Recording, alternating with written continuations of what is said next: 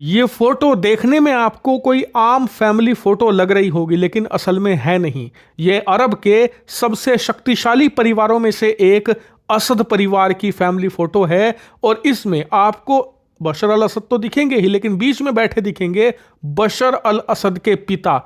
इन दोनों ने मिलकर पिछले 56 साल से डायरेक्टली रूल किया है सीरिया को, राज किया है सीरिया पर। और उससे पहले भी बशर अल असद के दादा एक बहुत ही प्रोमिनेंट ट्राइबल नेता थे जिन्हें लायन कहा जाता था। उन्होंने इनडायरेक्ट तरीके से लगभग 4 दशकों तक सीरिया की सत्ता पर राज किया है। यानी कि देखा जाए तो असद फैमिली सीरिया और उसके आसपास के इलाकों पर लगभग 100 सालों से राज करते आ रहे थे, लेकिन अब से कुछ ही घंटों पहले ये राज खत्म कर दिया गया है। और सीरिया के राष्ट्रपति बशर अल असद राजधानी दमिश्क छोड़कर भाग चुके हैं परिवार सहित। यहां तक कि सीरिया के जो प्रधानमंत्री हैं उन्हें विद्रोही लड़ाकों ने फिलहाल कैप्चर कर लिया है, पकड़ लिया है। और सीरिया की राजधानी दमिश्क के चप्पे चप्पे पर इस समय विद्रोही गुटों का कब्जा है। यानी कि देखा जाए तो सीरिया में तख्ता पलट संपूर्ण हो चुका है। और पिछले 70 सालों से अमेरिका और इजराइल के हर राष्ट्रपति और प्रधानमंत्री का जो सपना रहा है कि सीरिया पर उनका अधिकार हो, सीरिया पर उनका प्रभुत्व हो, ये पूरा कर दिया गया है।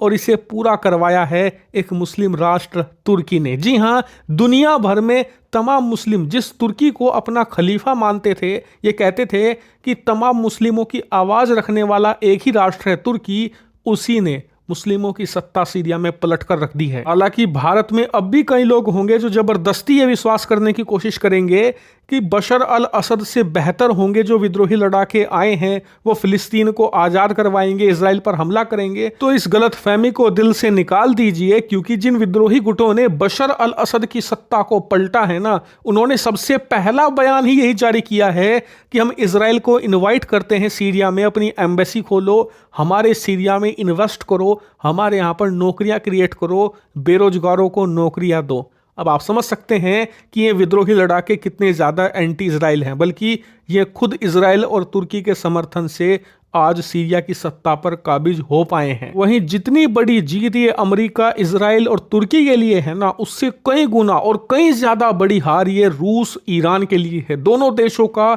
ये आखिरी किला बचा था जहां से ये इजराइल के खिलाफ लड़ाई लड़ रहे थे।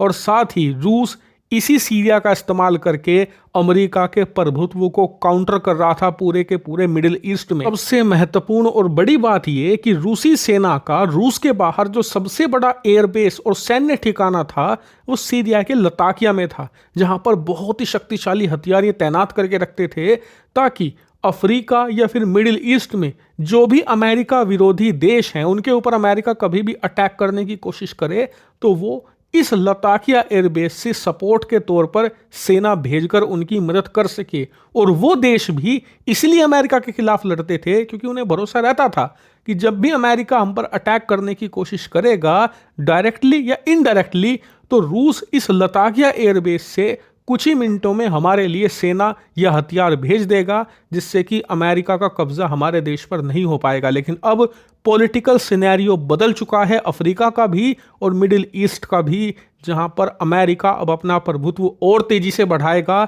और रूस समर्थित देशों की जो संख्या पहले ही कम हो रही थी वो और तेजी से कम होगी। और इसीलिए अगर आपको लग रहा था कि जो सीरिया के अंदर हुआ है उसका प्रभाव सिर्फ और सिर्फ सीरिया तक सीमित रहेगा या उसके आसपास के 1-2 देशों में प्रभाव पड़ेगा, नहीं, इसका प्रभाव पूरे मिडिल ईस्ट और सबसे महत्वपूर्ण जो नॉर्थ और वेस्ट अफ्रीका है वहां पर बहुत गहरा पड़ेगा।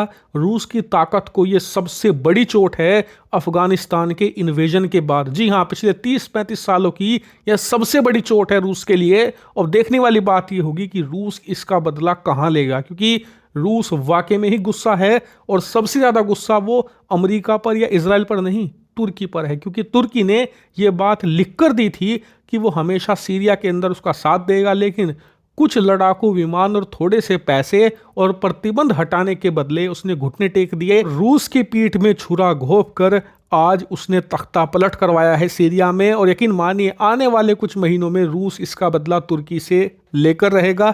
और जब भी ऐसा कुछ होगा सबसे पहले यही देखने को मिलेगा, इसलिए चैनल को सब्सक्राइब कर लेना।